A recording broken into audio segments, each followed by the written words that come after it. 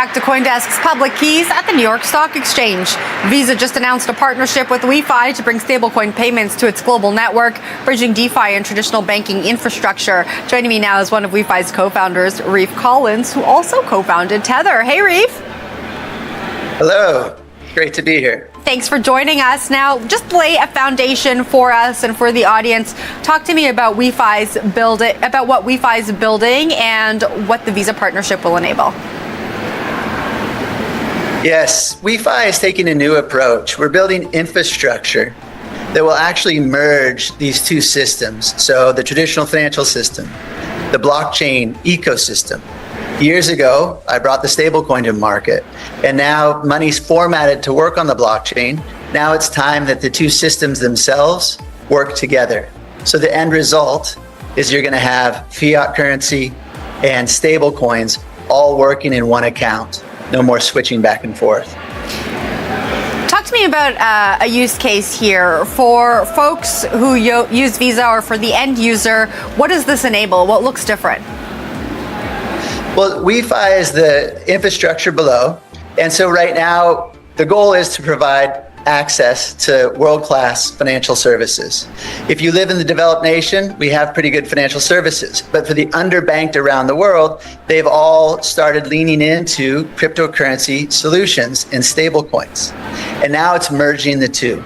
So it's bringing the infrastructure, like upgrading the global infrastructure, so the rest of the world can actually transact both with their fiat or their local currency, as well as cryptocurrencies, all within the same account. The goal is to blur the lines, because at the end of the day, all that people care about is making a transaction. They don't care if it's crypto or if it's a dollar or if it's their local currency. They just want the transaction done in the currency they want.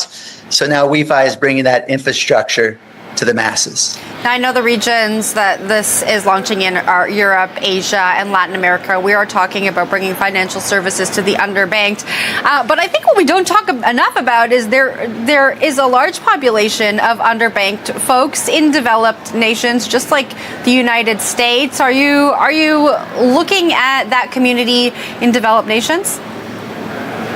Absolutely, but what WeFi really is, it's the technology infrastructure.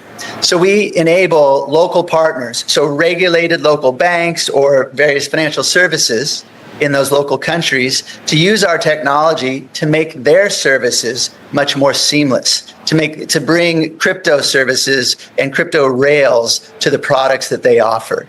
So we're not really going after the end consumer. We're there to provide the technology to the banks and to the companies that already have those relationships. Right, so you're providing the technology to create that solution that can be brought to fruition, I guess, through a Visa, let's say. Yes, and Visa helps us really close that last mile. So you hear a lot about partnerships with Visa, and most crypto companies really is around issuing a Visa card.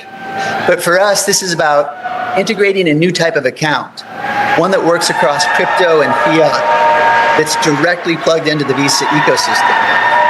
So it just makes all of the things that go on behind the scenes much more efficient. You don't need to do all of the different exchanges, and it compresses the fees, and it makes the time to do transactions much quicker and easier for the end user. Reeve, on this show we cover crypto in the public markets, and stablecoins is a big driver of that, right? You're one of the co-founders of Tether. I mean, when you were co-founding Tether, did you think that so much progress would have been made in such little time? Well, I mean, it's been about 12 years, 13 years. So it's still taken a bit of time, but we did. And the reason why that the concept made so much sense, it's because it's light years ahead. The ability to create global access to the dollar and to enable you to transact globally, instantly, and for free is so significantly better than the traditional financial infrastructure that, yes, I believe all currencies and all kind of transactions will flow into this new world where crypto rails and traditional rails are merged. And stablecoins is just fiat formatted to work on that new rail. So yes, did I think that this new type of technology is going to take over? Absolutely, because it's just such a giant leap that it's inevitable. Now, regulators in every different jurisdiction are working out rules for stablecoin payments. It might not affect you so much on the infrastructure side, but just coming from your background, how are you watching the regulatory developments, and how are you watching, I guess, the fracture of regulation between different jurisdictions? Look, it's a great question. And the fact that this is such a hot topic right now in itself is amazing, because it's enabling the very large institutional players, the ones that have trillions of dollars in the traditional system, to see a path and create a way forward to move that money onto a blockchain. And they want to do that because once they do that, it makes their own infrastructure more efficient. So everyone's pushing for the regulation to happen. And now the tension that you're talking about is that some of the incumbents are saying, oh, if we offer stable coins, if we offer a materially better product to our consumers where they get more yield, well, then we'll have flight risk and deposit risk, and it will kind of make what we have unstable. So they're trying to prevent that. So here's my take on that. They can slow it down, and they might even win right now. They might say no yield on stablecoins, but it's not going to be that way forever, because it's such a better product and it's progress, and they can't stop it forever because consumers will demand it, and entrepreneurs will figure out a way around whatever that regulation is to ensure that their consumers get the benefit of this new technology. I think you're right. I think I've had a lot of guests on the show that agree with you.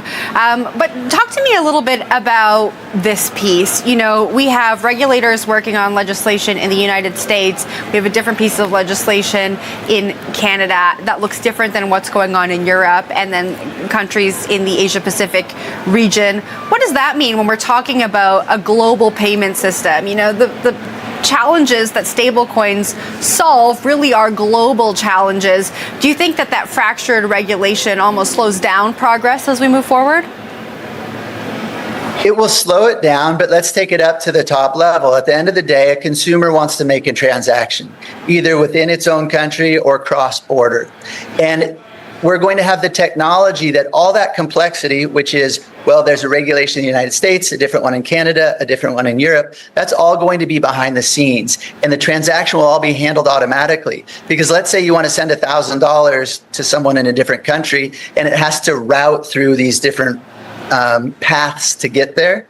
That's, again, all done behind the scenes. A lot of it will be done by AI, and the switching costs will be so minimal that at the end of the day, you will have a very efficient way to do a transaction much quicker and more profitable for you, or cheaper for you, than ever before. And so, yes, those regulations make things more complicated, but it's nothing that can't be overcome. All right, Reeve, the last question I have for you is, why do we need so many stable coins? Do you think we're going to see a consolidation as we move forward? No, actually, I think quite the opposite. I believe that every large ecosystem and institution is going to issue its own currency.